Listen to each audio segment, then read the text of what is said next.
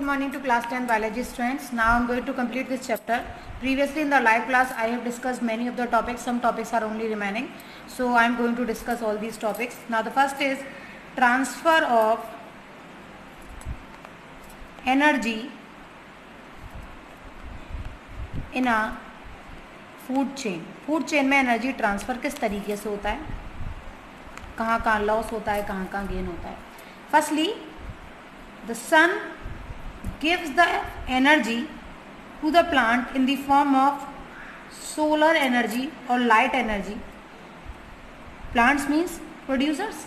Now, producer utilizes this energy for its purposes, gives some energy in the environment, and after their death gives some energy to the decomposers.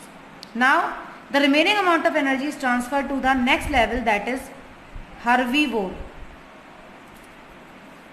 Same pattern is there. Herbivore use some amount of energy for its metabolic activity like growth, like respiration or different other processes. Remove some energy in the form of heat in the environment, and after the death they give some energy to the decomposers. Herbivore give the energy to the carnivore. It means when the carnivore eat the herbivore, then that energy transferred in the carnivore. The same pattern is shown by the carnivore. They use some energy for their metabolic activity. Some energy is transferred in the form of heat in the environment, and some energy is utilized by the decomposers. Now, when the top carnivore eat the carnivore, then some amount of energy is transferred to the next level. And the same pattern is shown by top carnivore. It uses some amount of energy for itself, releases some amount of energy in the environment in the form of heat, and some amount of energy is given to the decomposers. It means a large proportion of energy is given to the decomposers, which act on their dead body and convert them into the simpler particles. Some amount of energy which they are released in the form of heat. This is known as community heat, and some amount of energy they utilize. So the transfer of energy in a food chain follows some rule that energy is neither created nor destroyed. It is transferred or it is converted from one form to another. Second, there is a continuous transfer of energy. Continuously transfer हो रहा है energy का, producer से herbivore, herbivore से carnivore, carnivore से top carnivore. At each and every level, some amount of energy is utilized by every trophic level member for its own purposes, for its own metabolic activities like respiration, growth and different other properties. And some amount of energy the releases in the form of heat in the atmosphere. This is known as community heat. And when they become die, they give some amount of energy to the decomposers, by which they convert their organic matter into inorganic ones. This is the method by which organism use the energy and transfer the energy in a food chain. Now I am going to discuss the next topic, that is Lindeman's law and 10% law. This is also known as Lindeman's law. It is given by the scientist Lindemann. That's why.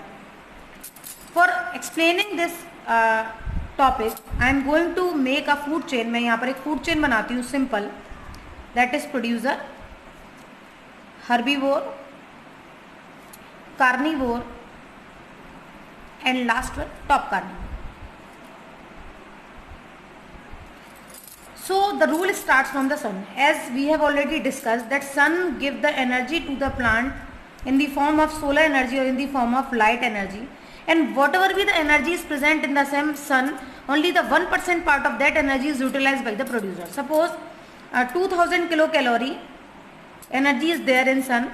It means it's 1% only. इसका केवल कितना 1%. 1% means only 20 kilocalorie energy is transferred to the producer. केवल 20 kilocalorie energy जाएगी producer के पास. Now this law starts from the producer. अब ये law producer से start होता है.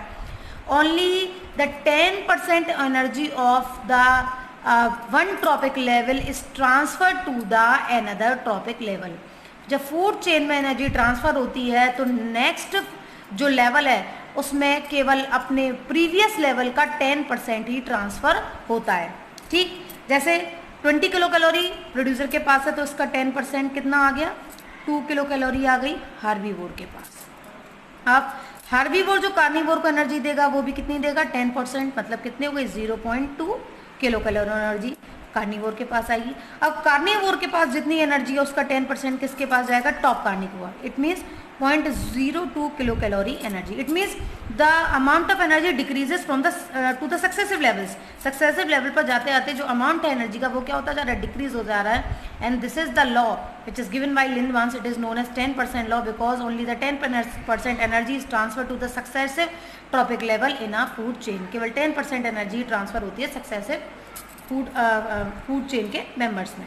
ठीक है, यहाँ पर एक चीज और आपको ध्यान रखनी है, whenever you are doing this type of question, not follow that this 10% rule in between the sun and producer, because sun gives the 1% energy to the producer. So this law is not following between the producer and sun और producer के बीच में ये law follow नहीं हो रहा है। ठीक, यहाँ पर हम एक चीज और देखते हैं, एक टर्म है हमारे पास, why the number of trophic level should be less in a food chain. जो नंबर है ट्रॉपिक लेवल के ऑर्गेनिज्म के वो लेस क्यों होने चाहिए, कम क्यों होने चाहिए, या फिर एक ऑप्टिमम नंबर में क्यों होने चाहिए।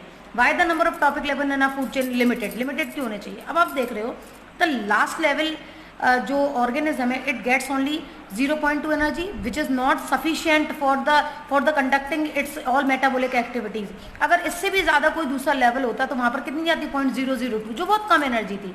मैक्सिमम मतलब इतने मेंबर होने चाहिए 3 तक, मतलब 3 लेवल या फिर मैक्सिमम 4 लेवल होने चाहिए। इट मीन्स ऑर्गेनिज्म को इतनी एनर्जी तो मिले जिससे वो अपनी मेटाबॉलिक एक्टिविटी को कंडक्ट करा पाए।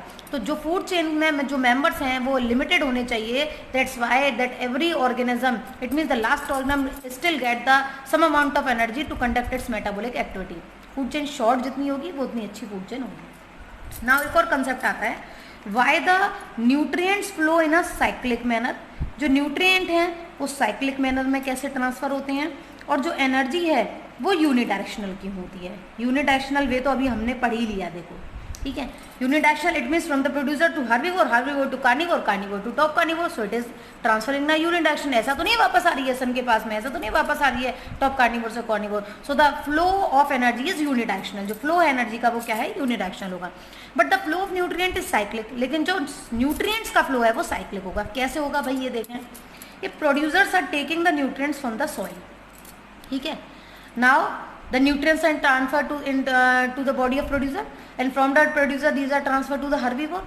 From the herbivore they are transferred to the carnivore. From the carnivore they are transferred to the top carnivore. When they all become die, then the decomposer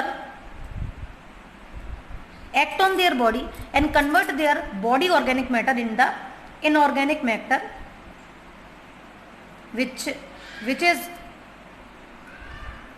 mixed with soil. It means जो चीज soil से शुरू हुई थी, soil से लिए गए थे न्यूट्रिएंट्स, प्रोड्यूसर से टॉप कार्निवोर के बाद डिकम्पोजर्स के एक्ट करने के बाद फिर से कहाँ गए, सॉइल में। It means the nutrients are taken from the soil and these nutrients are transferred from one level to another in a food chain, but after the act of decomposer these nutrients again mixes with the soil. That's why it is known, it is called that the flow of nutrient is cyclic. जो flow है nutrient का वो क्या है, आपका cyclic है।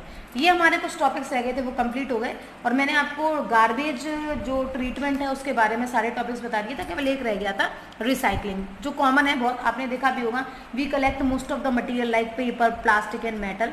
हम सारा मटेरियल कलेक्ट कर देते हैं and it is given to the kabadi walas, and this kabadi walas transfer this material to the recycling centre, जहाँ पर उनको प्लास्टिक है मेल्ट किया जाता है, मेटल है मेल्ट किया जाता है, उसको रीमोल्ड कर नई नई चीज़ें बनाई जाती हैं। So this is also a method by which we can manage the garbage we produce. जो हम गार्बेज प्रोड्यूस कर रहे हैं उसको रिसाइकलिंग करके हम दोबारा से भी यूज कर सकते हैं। So these topics are only remaining which I have completed today.